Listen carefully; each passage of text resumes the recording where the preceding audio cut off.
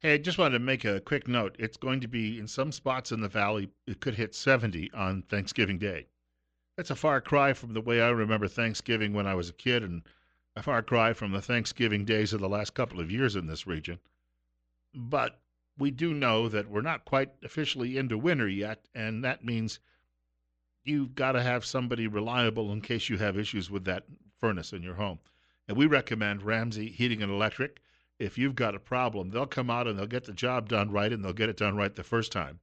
Ramsey Heating and Electric is located at 2600 Overland Avenue in Burley. You can telephone 208 678 0459. That's Ramsey Heating and Electric, where they sell warm winters and cool summers.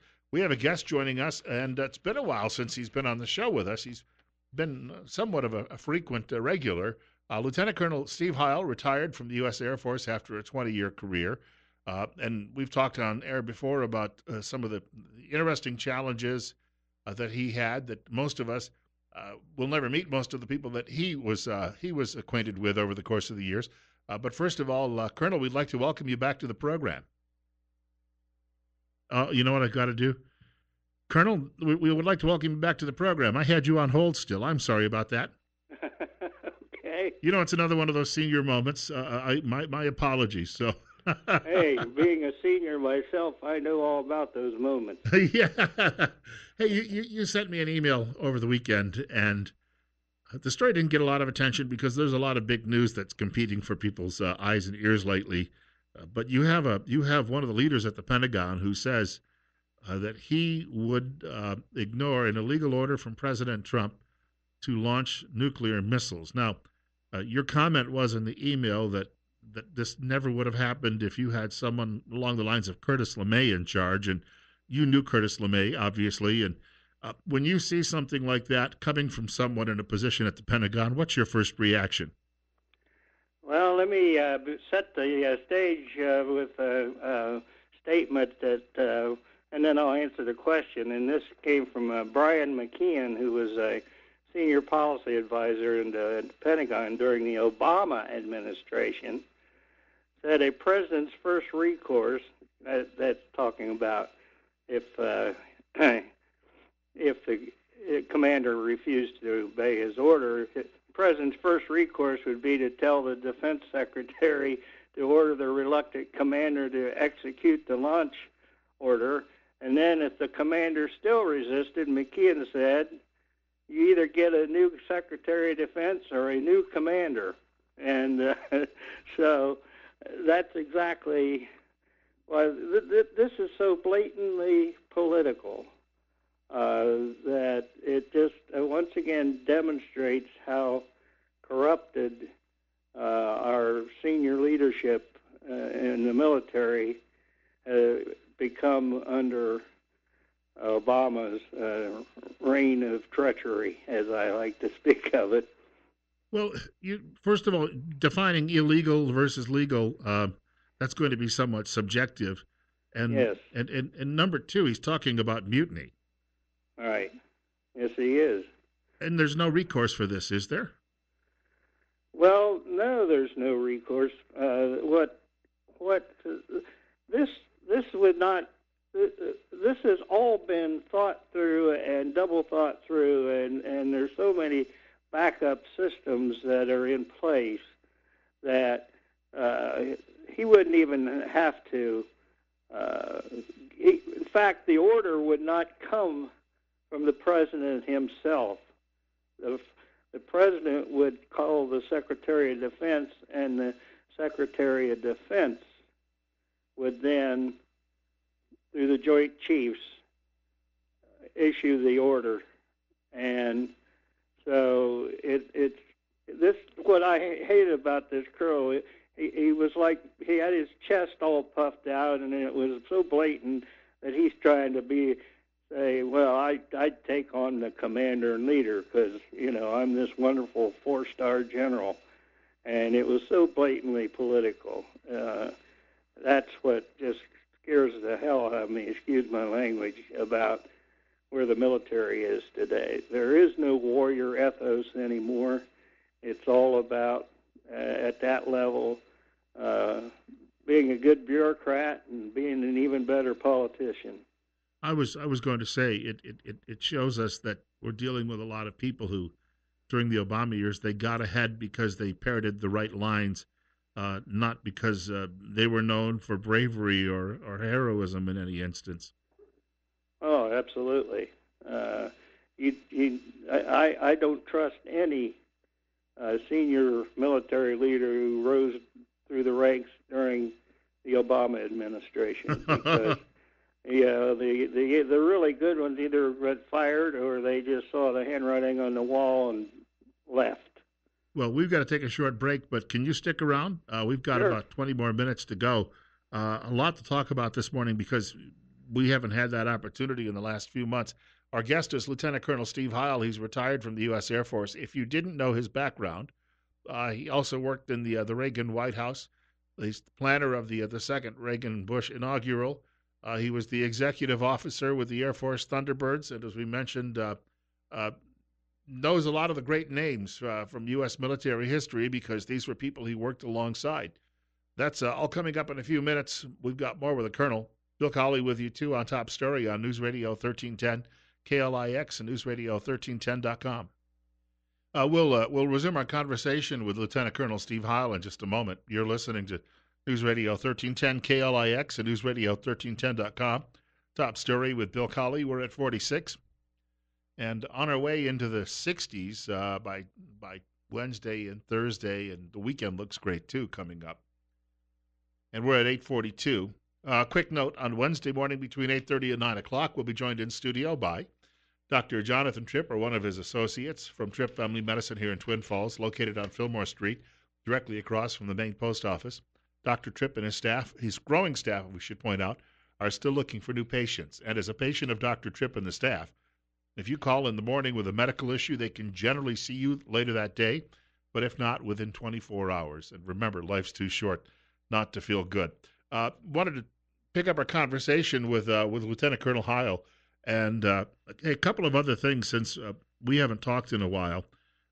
You, of course, had your experience with the Air Force Thunderbirds, and I thank you for actually taking me to one of the shows. I never knew how loud a Harrier jet was, by the way, until I stood there on the beach with a thing blasting my eardrums. It is noisy. Should I speak a little louder now? Yeah. Yeah. The next time I do this, if they bring one of those along, I'm going to be bringing the earmuffs to protect my ears. But you spent 2 years with the Thunderbirds, and a couple of weeks ago, I was looking through one of our Idaho newspapers. I was reading it online, and I don't often spend a lot of time with the online comments because, to borrow a word that I was taught in college, they're often scatological. In other words, they're not generally worth the effort, but somebody was commenting on a story about the Thunderbirds and saying, well, this is a complete waste of time and taxpayer dollars to have demonstration teams. By saying demonstration teams, you also include the Blue Angels. From your perspective, when you hear that, and I know that these teams are always sort of on the edge anyway when it comes to funding, what does the public not understand about what's going on here when these people are out doing the precision flying? Well, a number of things, and I won't certainly go into all of them, but one of the elements of both teams, and what the public doesn't know is that in December of every year, there's a meeting at the Pentagon of the teams and the respective recruiters for the Navy and Air Force. And it's been demonstrated that wherever the team, either Blue Angels or Thunderbirds, perform, recruitment can go up as high as 25 to 30% in that particular area. So the recruiters from areas that are having something perhaps not meeting their numbers or the response that they like have a great deal to do with determining where the teams will perform during the season. The other thing that the public really probably doesn't think about is these jets, the pilots for the Thunderbirds have to, just like any other fighter pilot, have to requalify annually in the combat role. In other words, they have to maintain their proficiency. The Thunderbird jets can be, within 72 hours, all that pretty red, white, and blue can come off, and the camouflage goes on, and they are ready to enter the combat arena again, along with their pilots.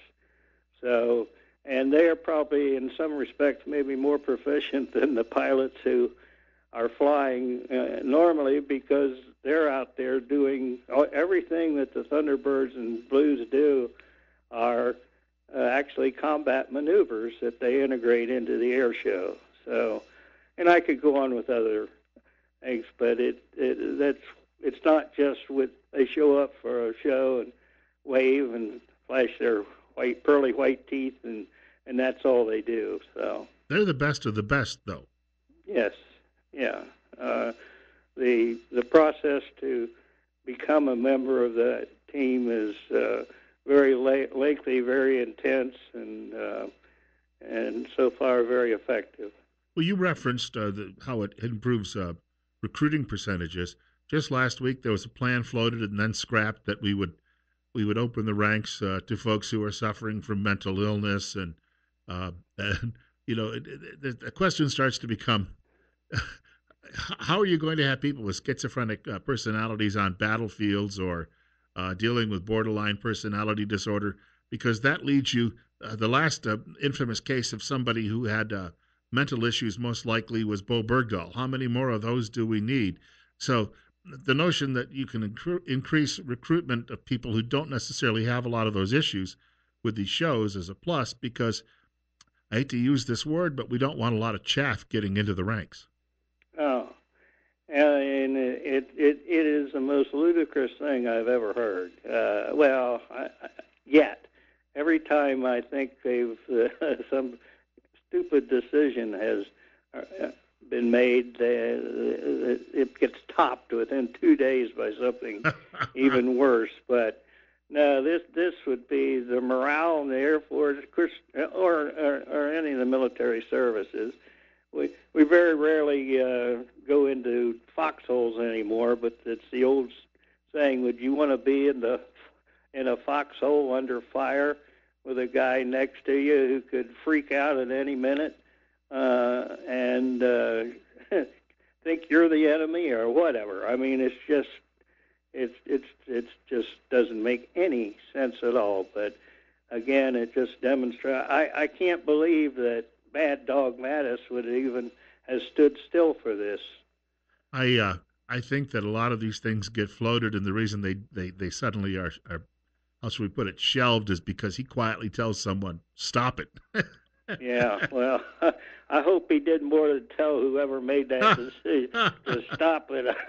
I hope he put him in a foxhole with one of these loony bins, you know. Speaking of some of the changes in the military, and we're coming up on 8:49, and it's 47. Our guest is Lieutenant Colonel Steve Heil, retired from the U.S. Air Force after a career serving his country. And Bill Colley with you as well on News Radio 1310 KLIX and newsradio1310.com. We have a lot of people who are now entering the military. At one time, and we all remember the jokes on MASH about Klinger trying to get a Section 8 and wearing a dress. We have a lot of people now who are coming in, and they've got alternative lifestyles, or they aren't sure if they're male or female. And the argument is, look, if somebody wants to serve their country, we should let them do it.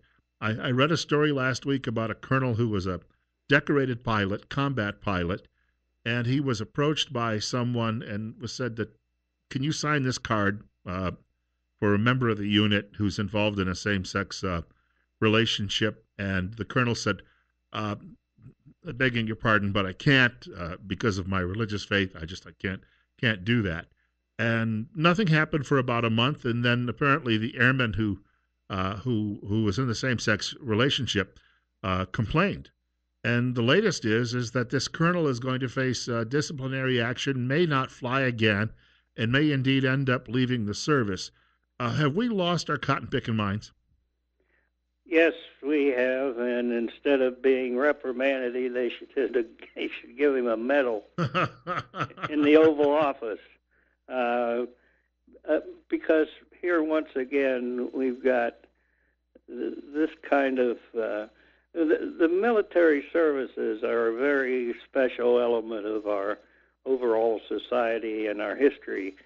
And it's not a place just because, and it's wonderful and noble if you would like to serve, but that doesn't say that you get to or have an innate right to serve in the military if there is something that may be detrimental, something about you that may be detrimental to not only yourself, but those around you, because it's a very dangerous business.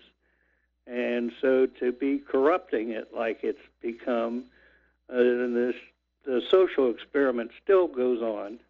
And I'm hoping that someday will all be gone, and it takes time, I realize. But that's what's happening. And then they have these people who want to come into the service who are transgender or whatever it is they are or want to be. That becomes a drain on the military, because basically they will end up not going into combat, and then eventually they'll get out and then they'll be taken care of for the rest of their life because of particularly if they get a medical discharge, and then they'll have free access to get a sex change operation or whatever else they want to do to themselves. Well, I guess the most people would say, to each his own. But on the other hand, when it comes to the military, it's not about just being polite and nice to everybody who has a certain proclivity or might be insane. That we're sort of missing the point here, in that this is not a politically correct outfit in the beginning. I mean, the object being that you're supposed to smash things and destroy things. Well, even during the Second World War, when we had a draft and really needed all the manpower that we could get, people were denied coming into the military for being flat-footed or sometimes a little bit of a heart murmur or something really minor by comparison to what now you can get. You could just walk in, or you think you can, and be accepted. And there was a reason for that. I'm reminded of R. Lee Ermey in Full Metal Jacket, the speech when the young Marines are gathered and meet him for the first time, and that was not scripted. They let him basically ad-lib what he would have done when he was actually training young Marines, and that doesn't happen any longer by the looks of things. Oh, no. It doesn't happen because all some punk has to do is write his congressman or his local newspaper or whatever it is and say, my drill sergeant was mean to me, and everybody reacts to it in not a positive way but a negative way by saying, well, we've got to give them day in court, and we can't be mean to our recruits. So the best thing that happens to these people is that somebody is mean to them for maybe once in the first time in their life, because they're going into an environment where nicey will get you killed in about 2 seconds. We've got about 3 minutes left. Our guest is Lieutenant Colonel Steve Heil. He's retired after a career in the U.S. Air Force and formerly with the Air Force Thunderbirds, and he was the administrator of the Shuttle Challenger Commission. He has a very long resume. We had a decision a couple of weeks ago by a military judge that pretty much let Bowe Bergdahl walk out of a courtroom a free man. Your take on that? Well, in a word, travesty, absolute travesty. This guy got how many, and I forget the number now, of other individuals by his actions that went out and were wounded looking for him, trying to save his sorry behind. And one of them had was shot in the head and is now a vegetable, basically. Ruined his life. And he consorted with the enemy. The Taliban didn't keep him around for for 5 years without some element. If he had any intelligence to give them, they would have gotten that from him in about 24 hours, and then after that he'd have been worthless. Although Obama really played into their hands, what do we do? Give them back 5 of their fighters to get one of him back, a traitor? It's unbelievable. I can't even get my hands around this attitude. And for the military judge, who was a full colonel in the Army, said, well, he suffered enough. So no jail time, nothing. It's just, I'm still steamed about it. Well, historically, George Washington kept his army together by standing up to guys like that and having them shot down, in fact, by some of their friends, to send the message that this isn't going to be tolerated. And Washington pulled off maybe the greatest military upset in Western history. So we definitely are in a new era. Oh, and it's not a good one. Well, we can only hope that that as long as that perhaps the culture will change again with the current president, but it seems that everything is a slow grinding move versus anything happening quickly.